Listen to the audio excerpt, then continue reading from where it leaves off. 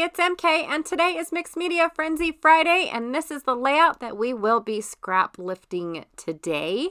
I have chosen a couple background stamps by Stampin' Up. Now, these ones are the red rubber stamps that I have today. I just have a wood background and then a tree ring background because my son is outdoors, and so I thought it would be perfect.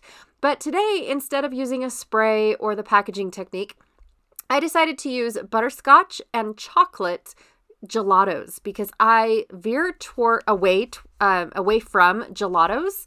But I just decided that I was going to give this a try, seeing how this is kind of sort of a very laid back layout. I mean, it just seems like put a couple colors of paint on the background, some flowers, a title, and you're done. And so I thought, you know what?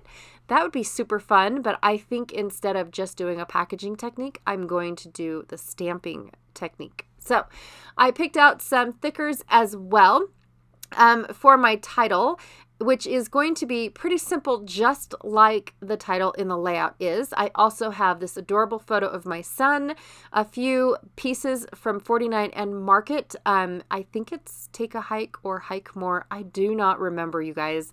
But they're from the ephemera packs or ephemera packs or die cut packs. I don't know. This is a Vicki Boutin Mixed Media Foundation paper.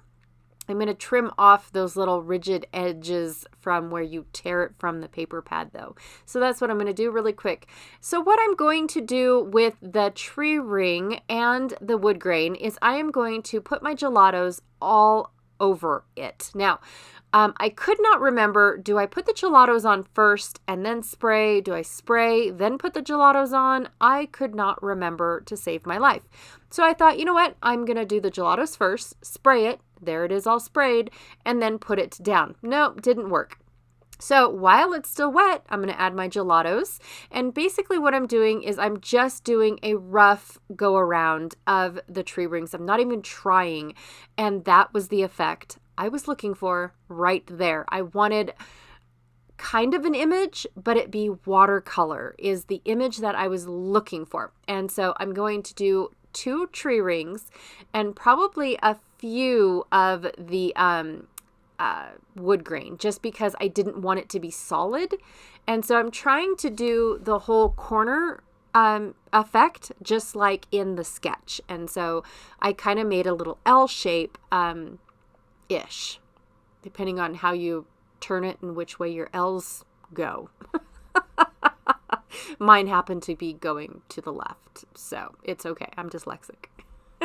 So I went ahead and trimmed down my photo, but I kept that white border around it because I wasn't sure. I didn't want him to get lost behind that map paper, because that map paper matches the background, which he's standing on a riverbank is where he's at. And it really matched a little too well, and so I left that white border so that way he kind of popped off of this little cluster that I'm doing. Now my photo clearly is larger than the photo in the layout. I don't do small photos. All of my photos are printed on 4x6, and whether or not they have the border on them depends on if I choose to have it printed exactly how my phone took it, so the ratio that my phone had it preset to, or if I have it blown up to a 4x6. And so that is where it depends on how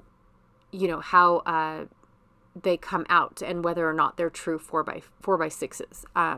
So anyways, I have just been lately printing my photos as the phone takes them. So the ratio of the phone, which is a custom setting according to my, what is that thing called? PictureMate? I think it's a PictureMate. I don't remember, you guys. So on my computer, I just have to choose custom setting, and then it just picks whatever setting I had, whether it was on square or the 4x3 or 3:4 or 16:19. It just all depends on how I had the phone set when I took the photo. So anywho, these are all leaves from my shop, in case you guys didn't catch that at the very beginning. I have some wood pieces. I have some printed wood pieces. And then I also have some acrylic pieces, and what I was doing was popping out my inner pieces of the acrylic. Then I realized because of the dimension of all of these pieces, I'm going to have to pop up my photo because I want to tuck these leaves behind my photo, and I want it to, you know, look like my photo is kind of laying on top of all of these leaves, just like in the sample layout that we are scrap lifting. So I just kind of wanted to do that, but I just have to adjust a few things because I was not expecting my my photo mats to be so large, for one. I kind of did, but I just wasn't really sure at how much it was going to cover up. I am glad that I did all that stamping, and it ended up being large enough to still cover the area, because I don't know what I would have done if I had to re-stamp, because it wouldn't have been the same.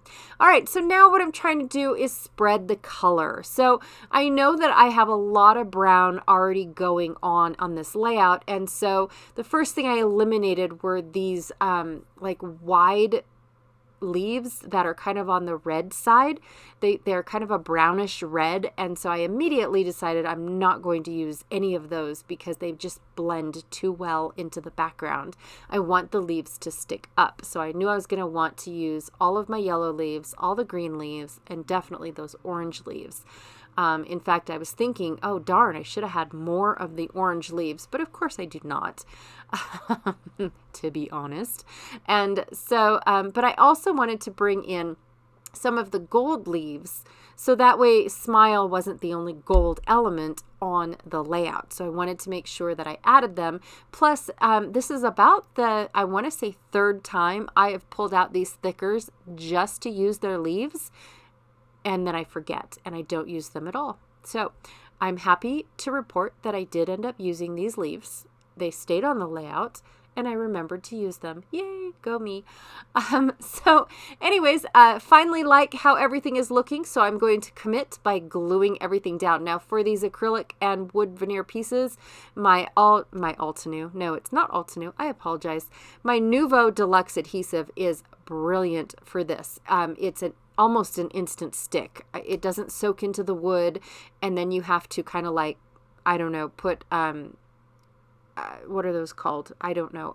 Glue dots behind them. You don't have to do anything. It's just like an almost instant stick. Even with the acrylic pieces, it just makes me so happy how well this glue works with all the different mediums there are out there for it to stick to. I really do like that. It especially works really well for my my pocket pages and when I want to glue things to the outside of my pocket pages.